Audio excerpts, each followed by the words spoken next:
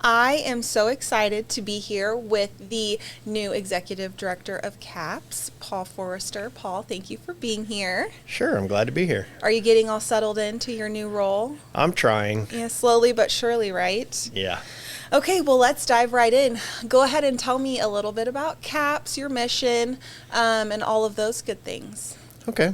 So CAPS is Child Advocacy and Parenting Services, and we're a nonprofit organization that obviously deals with kids. And our primary mission is to improve children's lives and strengthen families through education, advocacy, and support. And so that's basically what we do is we work with children and families in Salina and surrounding communities and try and make sure that their lives are as good as they can be. So I think people know, some of your general programs like Happy Bear and things like that. But could you go ahead and share with us the 8 different programs that are at CAPS so people can understand that you're a lot more than they probably realize? Sure, and I agree. I think that most people associate CAPS with Happy Bear just because, Happy Bear does touch every student that goes through Salina schools and surrounding community schools. So, but yeah, we have 8 programs in total.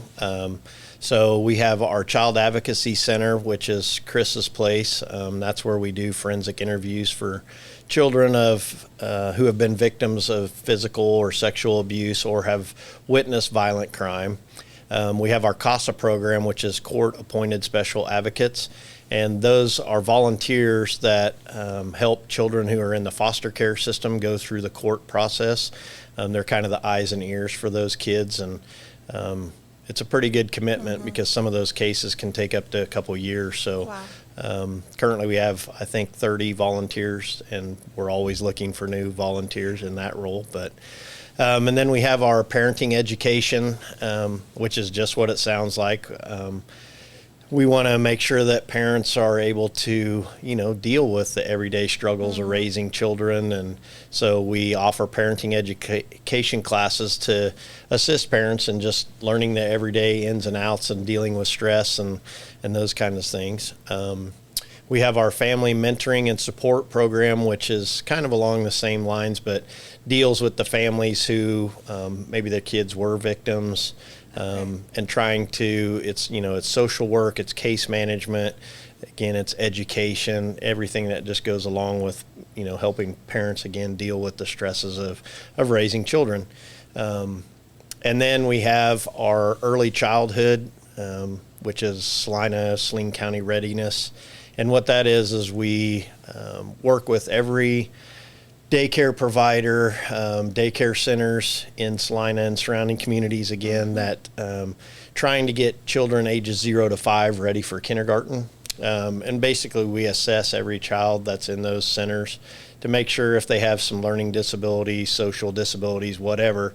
So the earlier we can get those recognized, we can try and help those kiddos so they're ready for kindergarten when that time comes.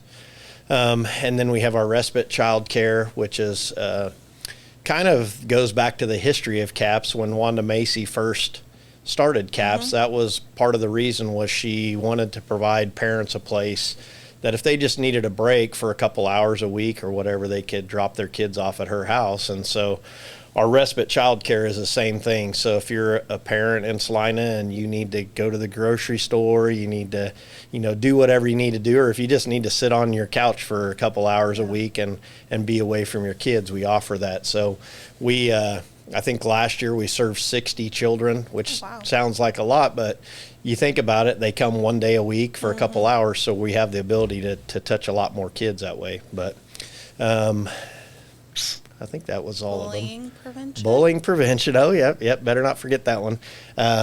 So that goes along with Happy Bear. It's kind of the same thing. We get in all of the elementary and middle schools in Salina and the surrounding areas and teach them about bullying. And there's some really neat videos that are online on YouTube if you want to go out and see what they get taught. But, it's just teaching kids they can be empowered by telling kids no and reporting that kind of stuff, and so who to talk to. But definitely.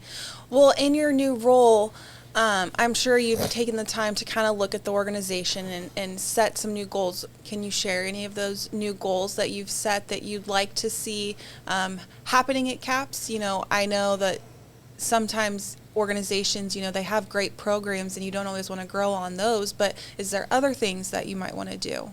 So a couple things.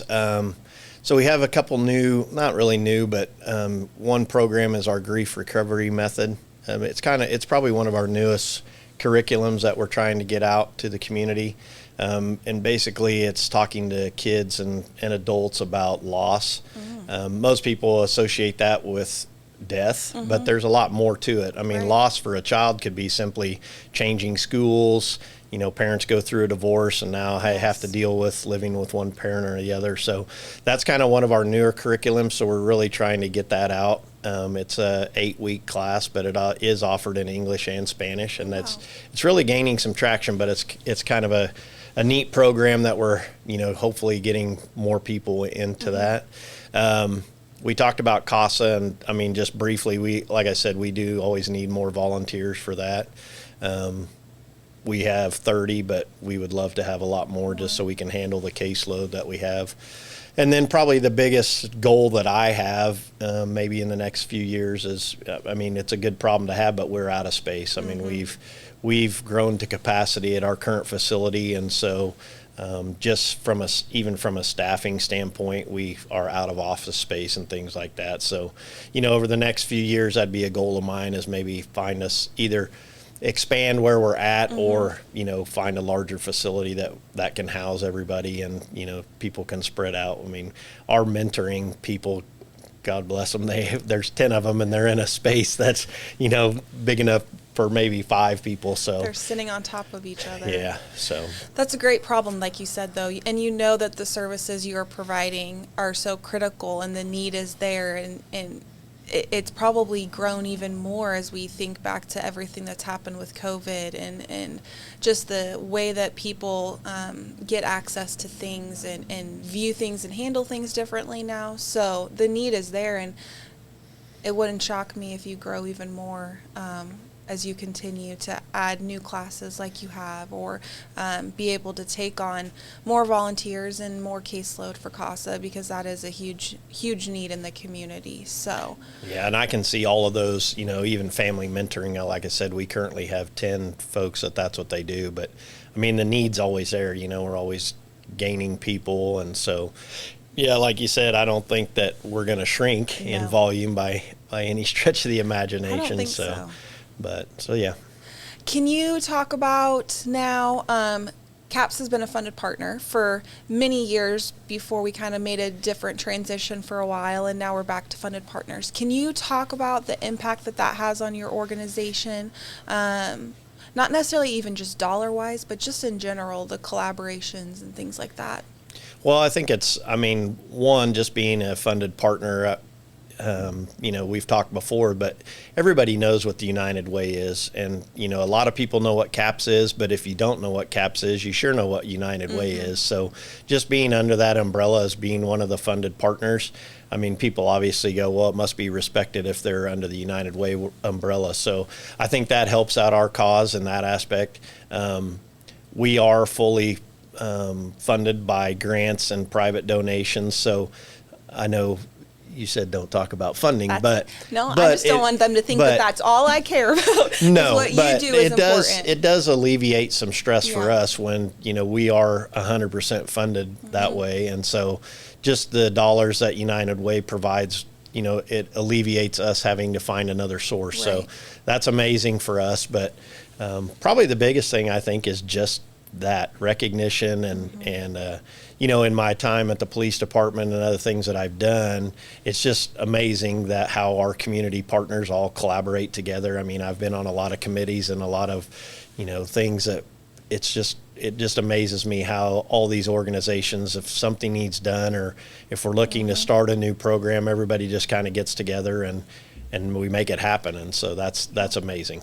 You can expect to go into a room with maybe not a plan yet and expect to walk out with some sort of a plan, because you're right. We all come together, we sit down and we say, okay, we're going to do this. What's it going to look like? And it's usually not too long after, and we've got something to start working with. So I agree with you. That's amazing that we're fortunate to have Salina do that. So you guys have a exciting your annual event coming up. You want to share a little bit about that here in April? Sure. So April is Child Abuse Prevention Month, and so our first kickoff event for that month is our annual auction, and that's April 5th through the 7th.